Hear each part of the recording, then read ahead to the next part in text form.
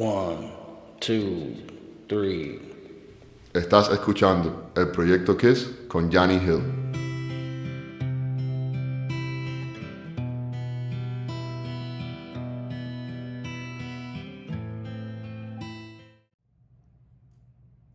The Kiss Project, aquí estamos nuevamente en nuestro segundo podcast y hoy vamos a conversar sobre todas aquellas cosas que nos afectan desde una edad bien temprana.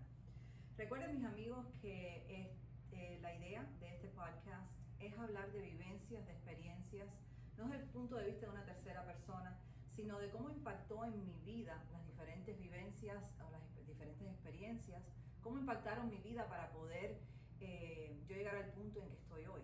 Entonces, como siempre les digo, la importancia creo que tiene este podcast a diferencia de otros, es que estamos hablando desde un punto de vista de experiencias vividas y no de cosas que nos imaginamos o que aprendemos de terceros, aunque esas cosas sean más que importantes.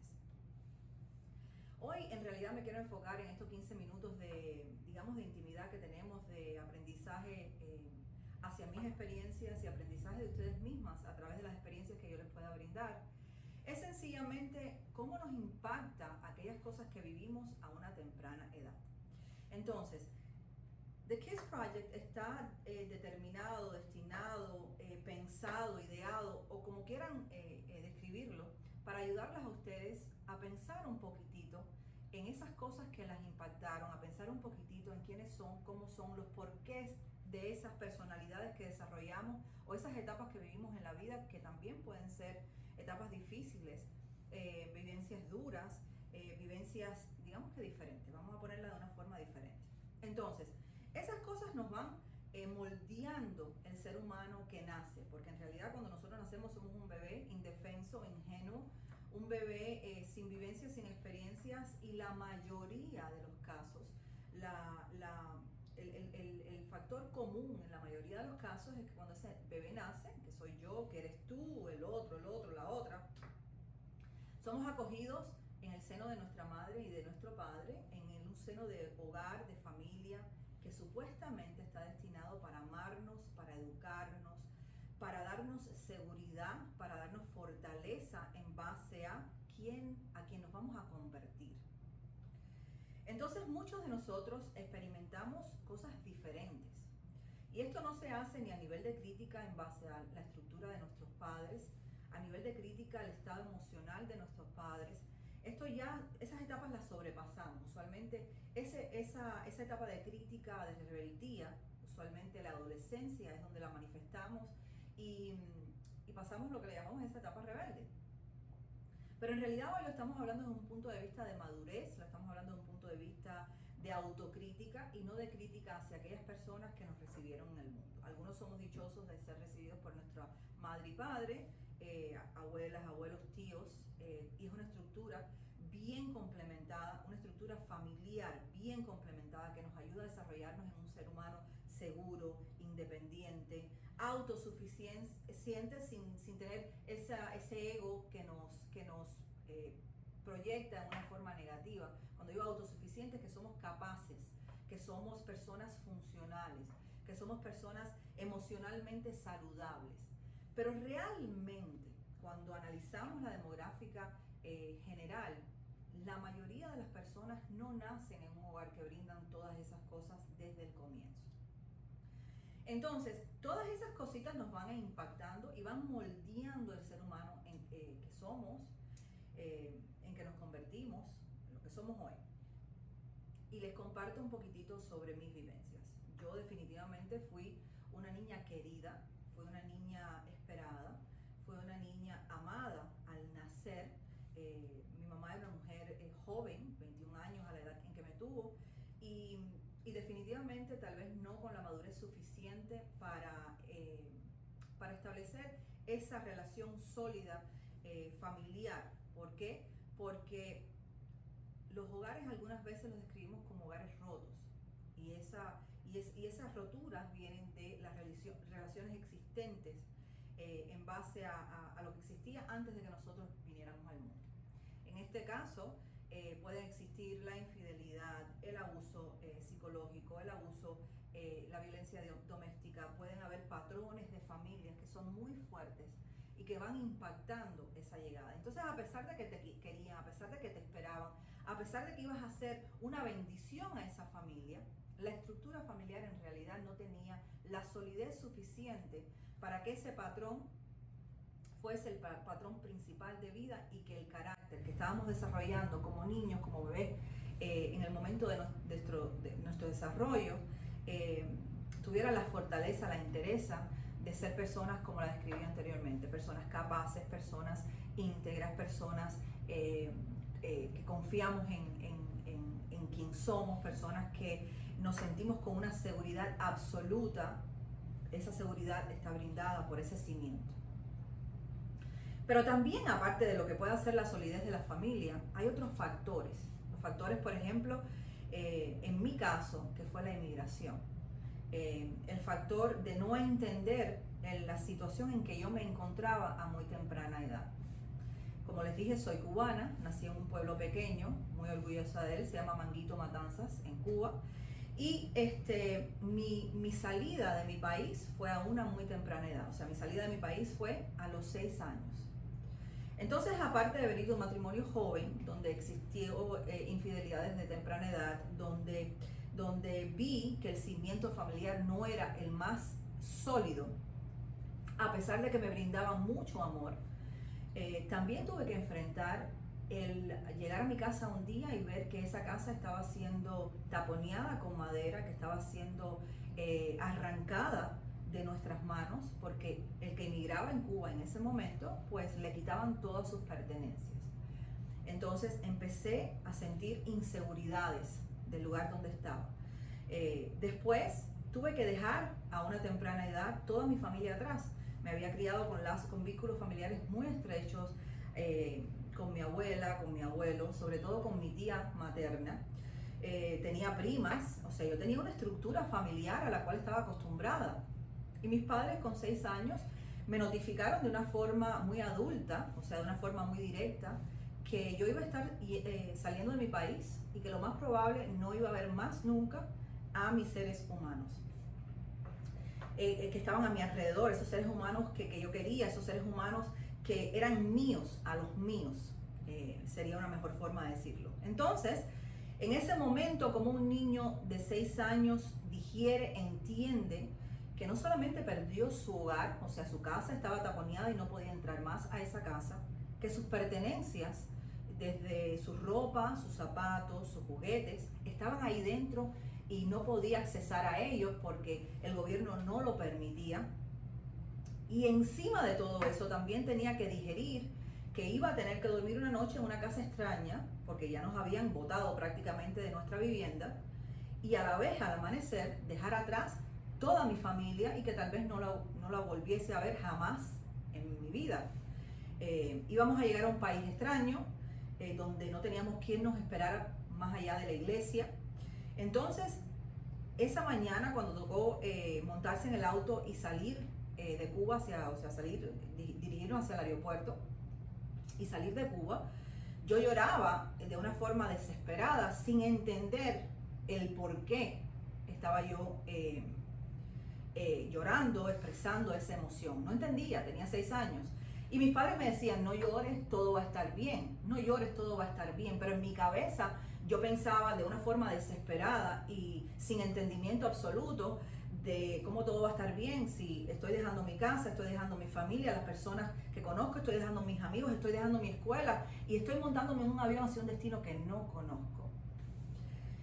Eso desarrolló en mí una capacidad de distanciar, de correr hacia el lado opuesto cuando tenía que enfrentar una situación difícil. Correr hacia el lado opuesto cuando tenía una pareja la cual me proponía un problema más allá de una felicidad. Correr hacia el lado opuesto cuando las amistades no estaban tal vez de acuerdo con lo que yo pensaba, sentía en ese momento. Aprendí a correr, o sea, no aprendí a enfrentar. Y cuando uno corre y no enfrenta, empieza a desarrollar, digamos que huequitos emocionales. Esos huequitos emocionales se van quedando vacíos. ¿Por qué? Porque no sabemos cómo lidiar con cosas específicas de nuestra vida.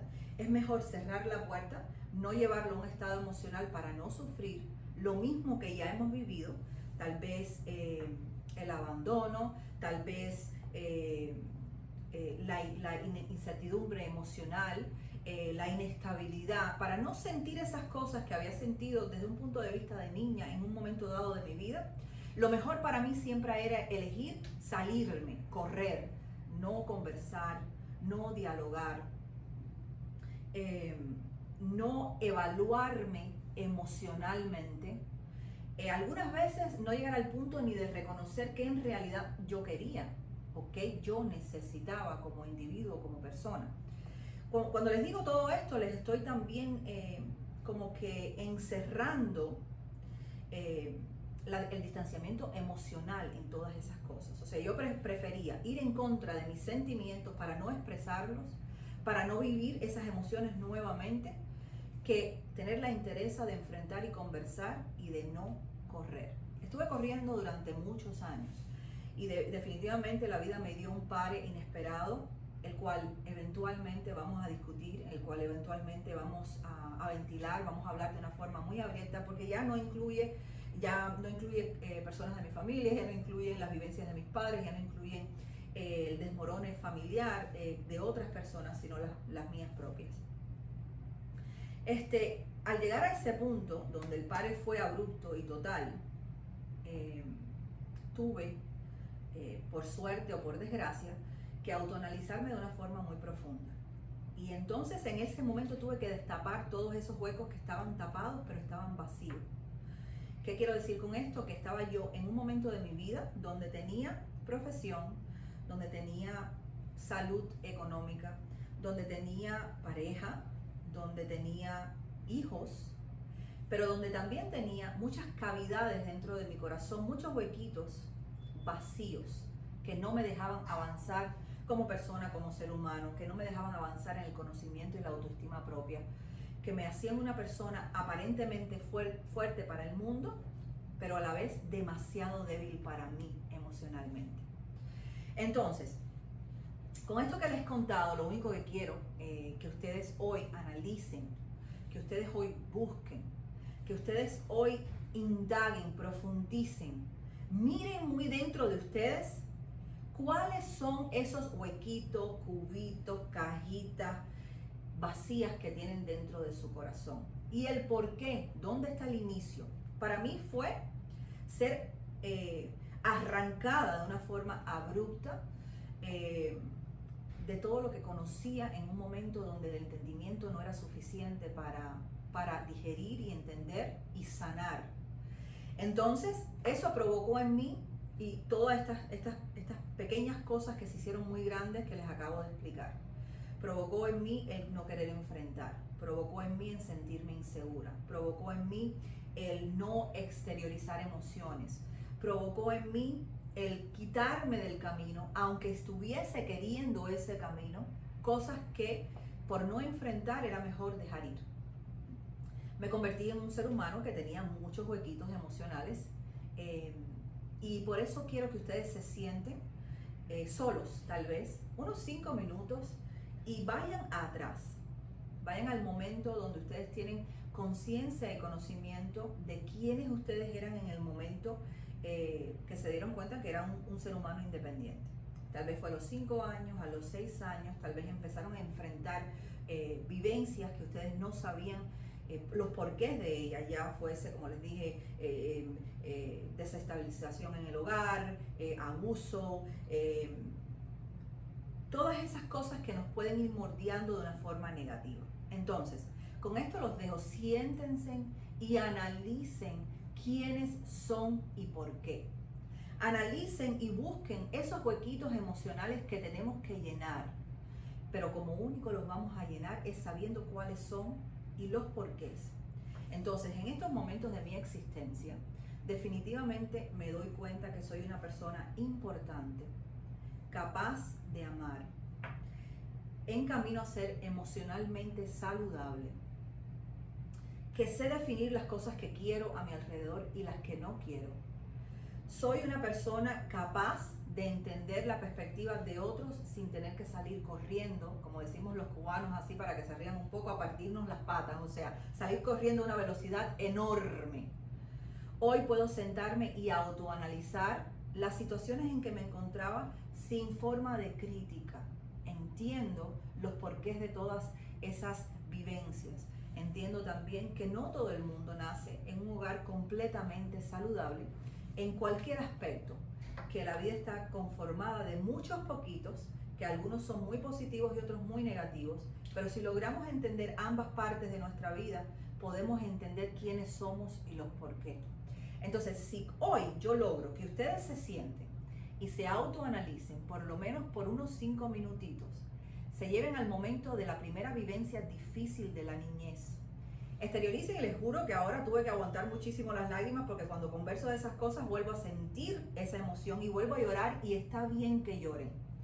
Pero si de ese momento en punto nosotros aprendemos el porqué de quiénes somos, estamos aprendiendo la importancia que tenemos como ser humano hoy y los porqué de todas las cosas, de las reacciones y las vivencias y la forma en que enfrentamos la vida.